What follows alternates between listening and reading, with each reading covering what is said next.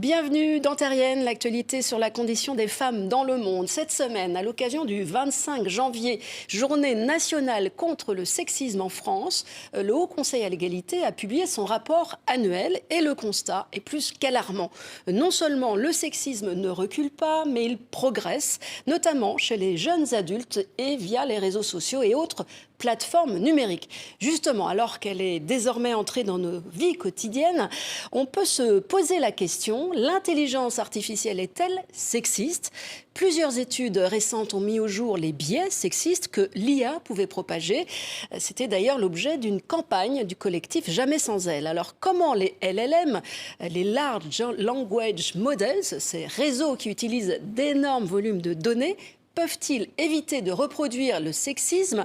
Nous avons posé la question à Ariane Bernard, experte en intelligence artificielle générative. Ce qui est sûr, c'est que le fait de passer de LLM qui ont d'abord été utilisés pendant longtemps par juste des experts, des spécialistes qui étaient surtout masculins, était en fait en elle-même une source de problèmes. Des scientifiques, par exemple, dans un laboratoire, des choses qui, il y a 3-4 ans, pouvaient être très biaisées vers, en gros, une succession d'hommes en train d'utiliser des équipements de laboratoire. Ça, c'est déjà beaucoup amélioré. Maintenant, on est dans des phases pour l'intelligence artificielle basée sur les LLM, donc l'intelligence générative, qui sont toujours un peu plus complexes que juste, je lui ai demandé de me présenter des professeurs des écoles et il m'a donné que des femmes, ou j'ai demandé des infirmières et il m'a montré que des femmes, ou j'ai demandé des scientifiques et il m'a montré que des hommes. Ça, on est déjà largement en train de pouvoir dépasser ça.